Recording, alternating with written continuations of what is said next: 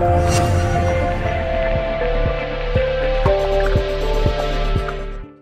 everyone, this is Dhruv from PhoneArena.com. We have Sony's biggest smartphone, the Xperia Z Ultra, and Samsung's biggest phablet, which is the Galaxy Mega 6.3 with us. The Xperia Z Ultra was announced in June and was launched in July in India, while the Galaxy Mega 6.3 was announced in April and has been available in India since June. The Xperia Z Ultra is Sony's flagship with top-of-the-shelf applications and specifications. The Xperia Z Ultra is Sony's flagship device with top-of-the-shelf specifications, while the Galaxy Mega is just a big phablet from the Korean manufacturer. Let's check out how the Xperia Z Ultra and the Galaxy Mega 6.3 compete against each other.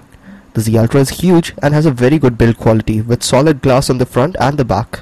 The Mega 6.3 on the other hand is like all other Samsung Galaxy devices with an all-plastic build and a plastic rim running around the edges of the device. The Z Ultra has a rectangular slab design with rounded corners and edges, while the Galaxy Mega has smooth corners and curved edges. Along the device, the Z Ultra has a brushed aluminium finish, while the Mega 6.3 has a plastic rim. The Z Ultra is IP58 certified, which makes it both dust and water resistant, which definitely expands its usability. In terms of dimensions, the Z Ultra is taller and wider than the Mega 6.3, but tends to be thinner. In terms of weight, the Z Ultra is heavier at 212 grams, while the Galaxy Mega weighs in at around 199 grams. On the front of the phones, we have the display, above which we have the earpiece and the front cameras, along with ambient and proximity sensors. We have the camera and the sensors on the left side of the earpiece in the Z Ultra, while they are on the right side of the Galaxy Mega. The earpiece is along the top edge on the Z Ultra. There are no navigation keys here, and hence all navigation is done via the on-screen buttons.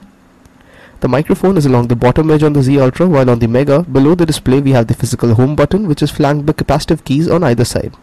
On the right side of the Z Ultra, we have the volume rocker, the iconic Sony power lock key, the covered micro SIM card slot, the micro SD card slot, and the uncovered 3.5mm audio jack. But on the Mega 6.3 we have just the power lock key. At the bottom we have the loudspeaker on the Z Ultra, while we have the micro USB port and the microphone on the Mega 6.3. On the left side of the Ultra Z, we have a dock connector in the center and a covered micro USB port along the sides, while on the Mega 6.3 we have just the volume rocker. Over on the top, the Z Ultra sports a secondary microphone, while we find a 3.5mm audio jack, an IR blaster and a secondary microphone on the Mega 6.3. The back of the two phones is very different, as the Xperia Z Ultra employs a highly reflective glass, while the Mega 6.3 has a textured back that it borrows from the Galaxy S4. The back of the two phones are both quite glossy and they attract fingerprints. Both the devices have 8MP cameras and they are found along the top left side on the Z Ultra, while we find it on the top center in the Mega 6.3. The cameras on the 6.3 come with an LED flash. The back cover of the Xperia Z Ultra is not removable, while the Mega 6.3 has a removable back cover. Removing the back cover of the Mega 6.3, we spot the hot swappable micro SD card slot and the micro SIM card slot. Overall, the Xperia Z is huge and definitely feels that big. One-handed usage is very difficult, and especially so because of the rectangular slab-like design and the flat edges which cut into your palm when you hold it up. The Mega 6.3 is almost equally big, and it has the same old Samsung all-plastic build and design, but it is slightly more ergonomic than the Xperia Z, which makes it slightly easier to hold up. Talking about the display, the Z Ultra has a 6.44-inch Full HD display, which is of the Sony Triluminous variety, while the Galaxy Mega 6.3 has a 6.3-inch HD SC LCD display. The Z Ultra, having a Full HD display, has a pixel density of 344 ppi, while the Galaxy Mega has a pixel density of just 233 ppi because of its 720p panel. In terms of brightness, both the displays were quite good, but the Galaxy Mega was slightly ahead. In terms of color saturation, contrast, viewing angles, the Xperia Z Ultra was ahead of the Galaxy Mega 6.3. Because of the high pixel density, images were much more crisp on the Z Ultra. Overall, the display on the Xperia Z Ultra proves to be better than the one on the Mega 6.3. The Xperia Z Ultra is one of the first devices to be powered by the Snapdragon 800 system on chip, and this is clocked in at 2.2 GHz. It also has 2 GB of RAM, and the graphics are taken care of with the Adreno 330 GPU. On the other hand, the Galaxy Mega 6.3 is powered by a 1.7 GHz dual-core Snapdragon 400 system on chip. It has 1.5 GB of RAM and an Adreno 305 GPU.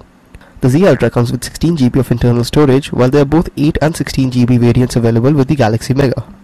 Both the phones have micro SD card slots for expansion. Out of 16 GB, the Z Ultra gives you around 11.7 GB of user accessible memory, while we have slightly larger 12.03 GB space on the Galaxy Mega. Out of the 2 GB of RAM, the Z Ultra has 1.8 GB of usable RAM, out of which 1.1 GB is available when the device is idle.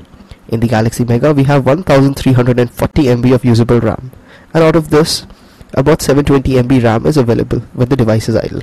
Having a better processor with extra RAM clearly gives the Xperia Z Ultra a major advantage in terms of performance. The Z Ultra is faster in opening apps and switching between them. Let's check out the benchmarks of both the devices. Both phablets have an 8 megapixel camera at the back, and the Z Ultra has a 2 megapixel camera at the front, while the Mega 6.3 has a 1.9 megapixel snapper. The Z Ultra does not have an LED flash at the back, which is a huge surprise given the price of the device and the flagship status, while the Galaxy Mega has a single LED flash. Both devices are capable of recording 1080p Full HD video with stereo sound from the rear camera, while only the Z Ultra records 1080p videos through the front camera. The camera interface is different on both the phones. Various shooting modes like HDR, panorama and burst mode are available on both the phones. The Z Ultra has a picture effect mode which gives you 9 effects with live previews. The Galaxy Mega has its camera app which has borrowed a lot of features from the company's flagship device, which is the Galaxy S4. In terms of image quality, the images and videos shot by the Galaxy Mega tended to be much better with lesser noise, more details, better contrast and saturation than the Xperia Z. Both devices run on Android 4.2.2 Jelly Bean, and they come with the manufacturer's skin for the UI.